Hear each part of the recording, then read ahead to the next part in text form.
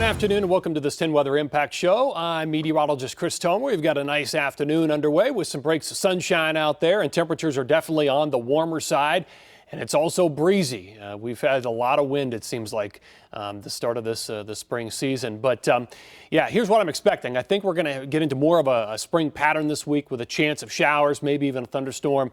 Almost every single day now, moving through Tuesday, Wednesday, Thursday, Friday, and into the weekend as things really start to warm up. I've got like 3 80-degree highs now in my extended forecast. Let's go outside right now and take a look around. So here's the sky view over the top of Columbus right now, and it is just breezy. It's kind of breezy and warm. We got 71 degrees outside right now. Pretty nice afternoon. Here's Reynoldsburg, looking like some fair weather cumulus clouds and some breaks of sun at times. And what you can't see is all the blowing wind out there on the trees, a lot of the bushes out there. But it's that same wind that's helping to warm us up. Here's our satellite, and I've got the streamlines on here so you can see the wind coming out of the west-southwest, blowing right into the Buckeye State, warming us up, and some cloud cover at times. No big chances for rain here today. These are the current numbers, sitting at 70 degrees here across a lot of central Ohio, some 60s up to the north, about 70 down to the south, Chillicothe, Columbus, out of John Glenn, all at 70 degrees right now. So our normal high right now, if you're curious, is 57. So we are definitely running warmer than normal right now. Looking at the next 5 days for high temperatures, and there they are, the trio of 80s. So 80 tomorrow, 80 on Thursday, and 80 on Saturday. And in between, little cool downs.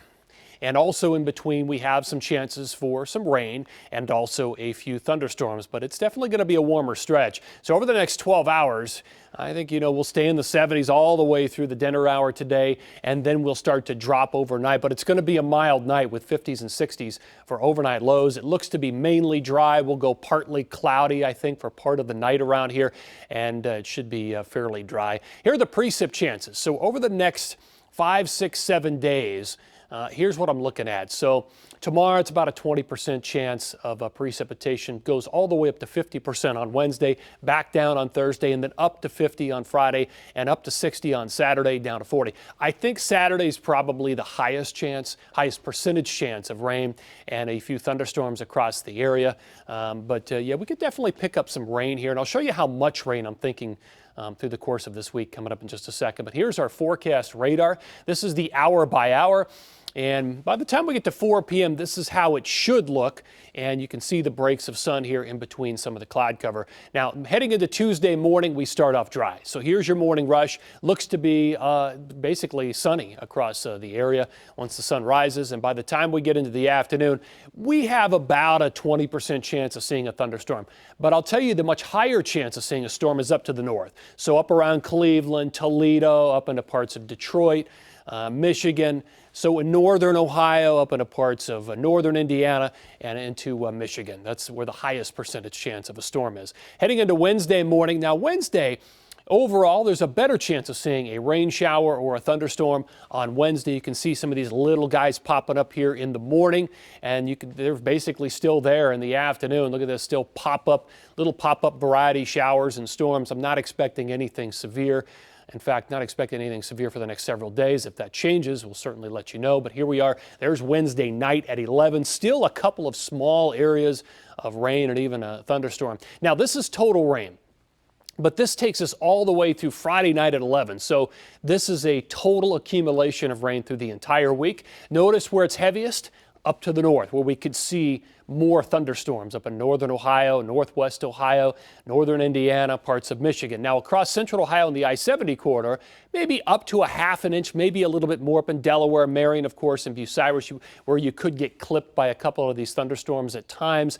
But less to the south, maybe 3/10, 4/10, 5/10 of total rain for this entire week. So here is our 10 weather impact 7-day forecast. So a few things I want to point out here. So tomorrow, 20% chance of a shower or a storm. So low, up to 50% on Wednesday. And I showed you that on the forecast radar. Could see a few in the morning, could see a few rain showers in the afternoon. On Thursday, down to 30%. Notice the high temperatures up and down, but 80, I've got 80 3 times in this forecast. That's way above where we should be for this time of the year.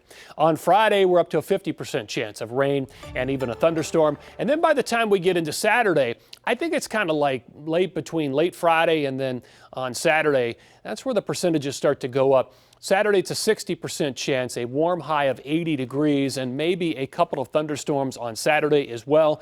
On Sunday for Easter, that's going to be a big one. Looks a little bit cooler on Sunday for Easter at 56, and still a couple of showers around the area on Easter. And then by the time we get into Monday, I think things will really start to dry out at that point. All right, so we got to move on to this. This is a really interesting story here. So NASA says it is ready to send 4 astronauts on a journey around the moon. The massive rocket will get them there. They're going to launch from the same pad as the historic Apollo missions. Mark Strassman at the Kennedy Space Center is following every development. Destination ahead for Artemis II, the far side of the moon. We are getting very, very close. Sunday's update from NASA's Lori Glaze was unmistakably upbeat. Our flight systems are ready. The ground systems are ready. Our launch and operations teams are ready. And our flight operations team in Houston are also ready. NASA's hoping to lift off on Wednesday, the start of a 6-day launch window. Artemis II's crew will orbit the Earth twice on their first day, then head off for the moon. They won't land on it. They'll fly around its far side, pushing farther from Earth than humans ever have, about 253,000 miles, before looping back to Earth. This 9-day mission ends with a splashdown off the San Diego coast, a practice run for an eventual moon landing planned for 2028. We do look at it as a test flight. Reed Wiseman is the mission's commander. First time people have flown on this rocket or in this capsule, what is the level of risk in all this? Well, what level of risk profile are you willing to accept? If we weren't willing to take risk, we'd never leave the planet. So we have got to go take risks to humans further off the planet, off to the moon, off to Mars. But it's one thing to intellectually say someone has to be willing to take that risk, and another thing to say I'm willing to take that risk. Why are you willing to take this risk? Right now on planet Earth, there's 4 people in a position to go take this risk, and this is what we signed up for. And myself, Victor, Christina, and Jeremy are in a position to go do that. We have to seize that moment.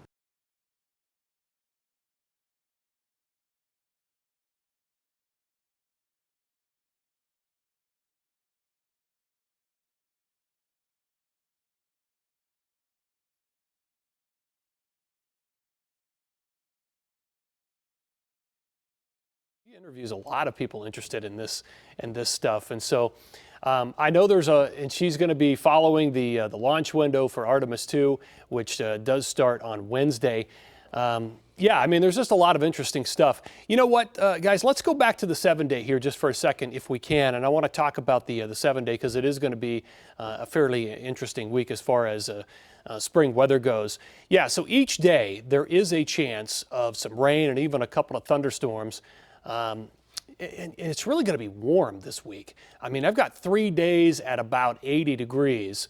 That's tomorrow, that's Thursday, that's Saturday. Tomorrow's high of 80 will actually be near the record high, which is pretty interesting. And then by the time we get to the weekend, it's obviously going to be a big weekend for Easter with a high of 56. So it is going to be a little bit cooler by the time we get there. All right, back to the space theme here. Right now at noon, no, that's not what we're going to do, is it? No, that is not what we're going to do. Well, let's just go back to the forecast here. One more item before we move on. I want to show you what this is actually going to look like here in the forecast. Okay, here's the forecast radar again. So by the time we get to this afternoon, we're still in fine shape. I don't have any weather coming in overnight into tomorrow morning. And tomorrow afternoon, 20% chance of a shower, but look to the north. That's where it's really going to be much more significant. If you're in northern Ohio, there is a better chance of seeing rain and even a thunderstorm from like Cleveland up to Toledo and into parts of Michigan and northern Indiana. Yeah, we might get clipped here and there. Now, Wednesday, it's just a better chance overall. You have about a 50% chance of rain and even maybe a thunderstorm across the area. Again, I'm not expecting anything severe. Just these garden variety little pop-up thunderstorms. There's Wednesday afternoon at 5 p.m. And then by the time we get to Wednesday late, that'd be the end of it. And a little bit of rain, obviously, through the week, especially northern Ohio, where they could see up to about an inch, inch and a half of liquid. All right, I do want to end on a space note, since we already started this theme. If you're wondering why, and this is always something I've been wondering, why astronauts are not going to land on the moon and only orbit around it, it all boils down to the bottom line, which of course is money. Back in the days of Apollo in the 1960s, private contractors helped to build the spacecraft.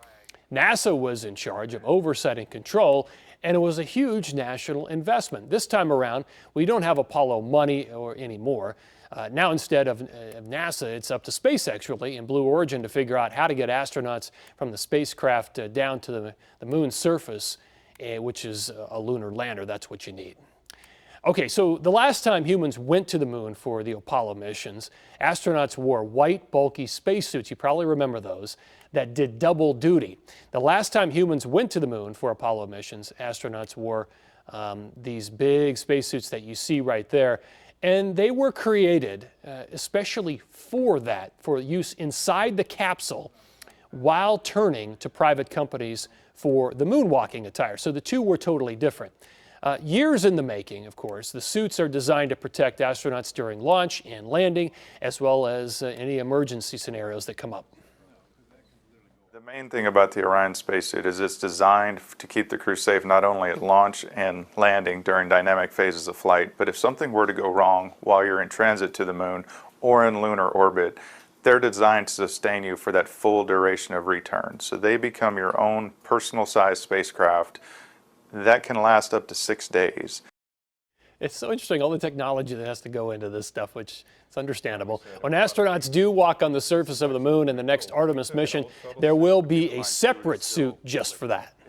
Such an important part of the city's history and background and tradition. We never thought it would be this beautiful. There, those are the cherry blossoms. In case you missed it in Washington, D.C., they are now in peak bloom. This time of the year brings a lot of visitors to the nation's capital. I mean, you can understand why. And this weekend was no different. People lined up to see those pretty pink petals. The National Park Service says seeing the blossoms is a sign it's a time to celebrate spring. Our sister station, WUSA, reports it's also a time to celebrate history.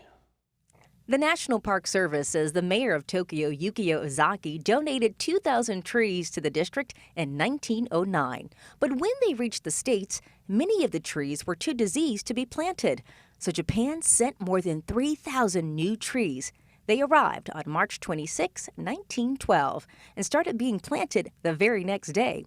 A few dozen of those original trees still bloom in the tidal basin each year.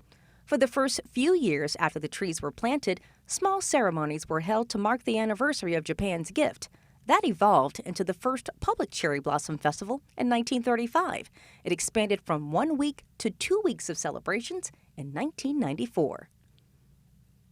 Pretty cool. So the good news is you don't have to travel all the way to D.C. to see these cherry blossoms. Right here in Columbus, you can find them at the State House, the Franklin Park Conservatory, over in German Village, and also at Goodale Park.